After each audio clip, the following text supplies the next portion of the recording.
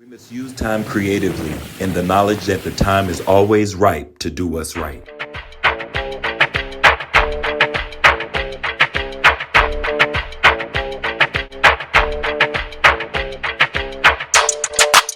I like Chef Lance because he makes me laugh. It's the jokes for me. I gotta say hello to all my Dejafoodies.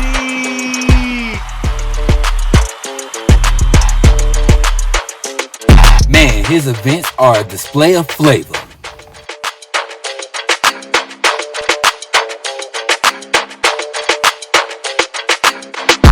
His recipes are super simple, super easy, and super delicious.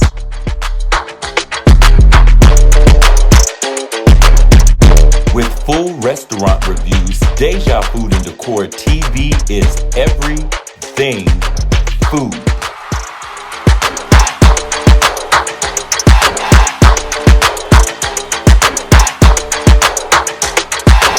So subscribe today on YouTube and hit the notification bell to see when new videos are loaded. I never miss Nibble and News because he always got the tea. So what are you waiting for? You're just one click away. Hit the subscribe button because yes, we're back. Deja Food and Decor TV.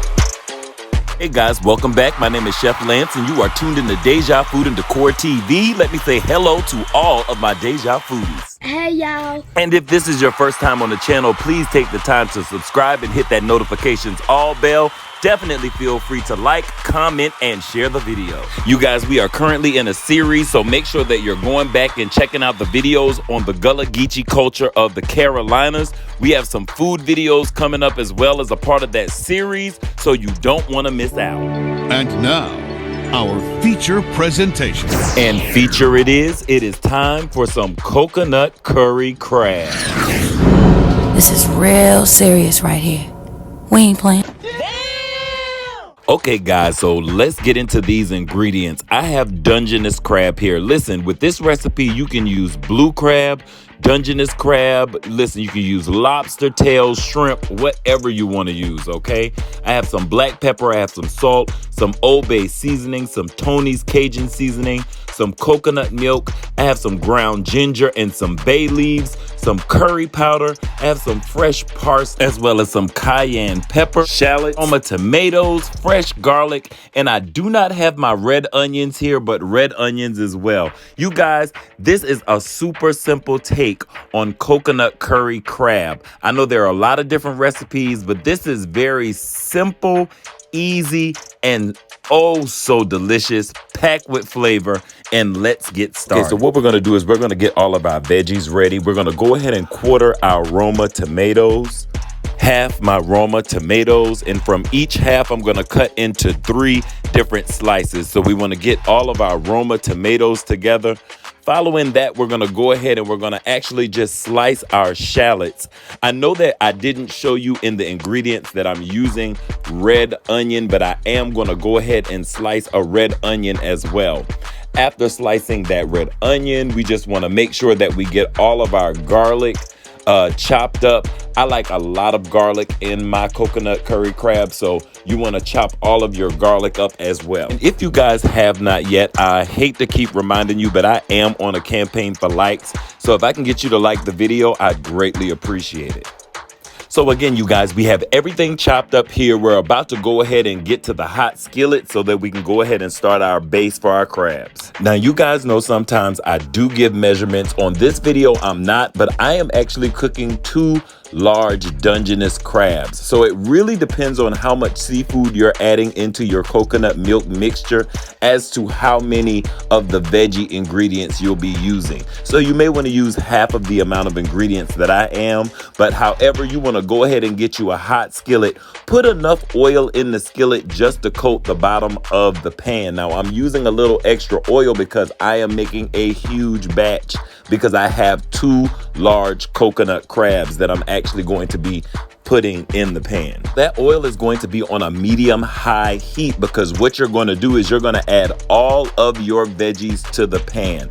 That's right, you're going to add your tomatoes, you're going to add your shallots, your Roma tomatoes, and you want to add your red onions. Remember, I told you I am using red onions also into your skillet.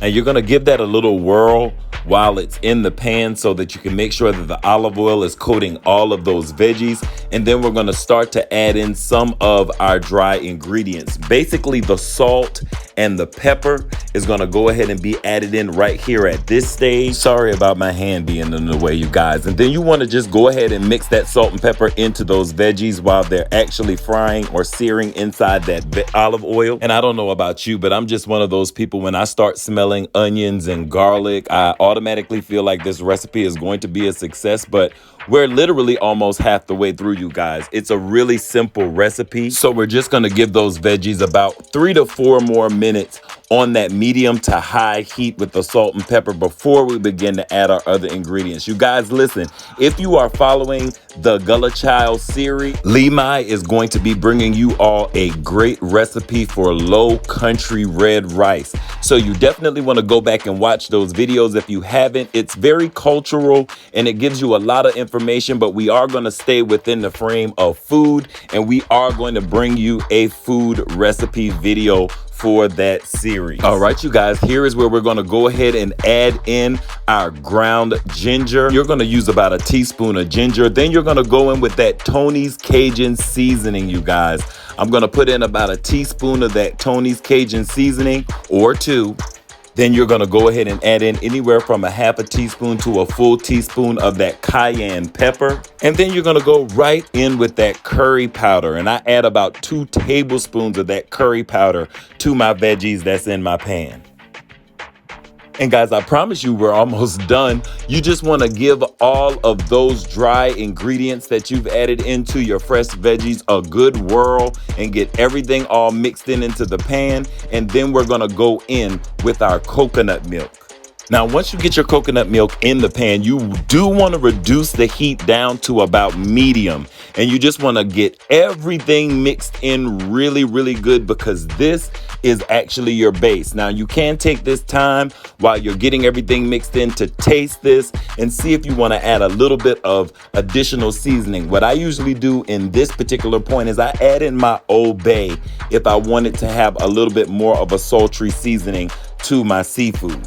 And then, guys, it's going to be time to add in your crabs. Now, if you're using blue crab, of course, the blue crab would not be pre-cooked, but I'm using Dungeness, and the Dungeness crab is already pre-cooked. Listen, I do want to give you a little hint. If you're using Dungeness crab, you do want to make sure that you crack the claws just slightly, because you want all of this coconut goodness to be all throughout the actual Dungeness crabs. And you guys, this recipe works with blue crab, Dungeness crab. You can use shrimp. I've done lobster tails that have been coconut curry. It just really depends on whatever your palate is for seafood, but you want to go ahead and add in your seafood. And all I'm doing right here is basting the crabs in that delicious coconut curry mixture with all the garlic and onions and tomatoes.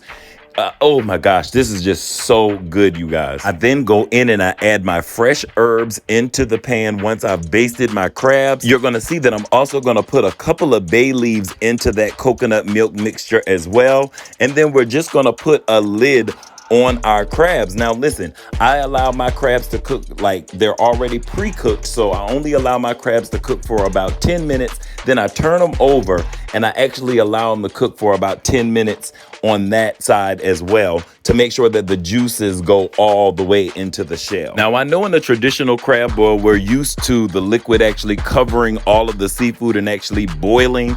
That's not really the process I'm using for my coconut crabs, but once it's complete, you guys, this is what you have.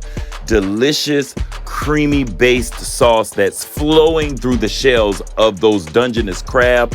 All of that meat, all of that sauce, and all I did was basically cooked a pot of white rice to complement this dish. There you go, guys. This is a delicious spin on your average crab boil. This is coconut curry Dungeness crab. Listen, you guys, try this recipe.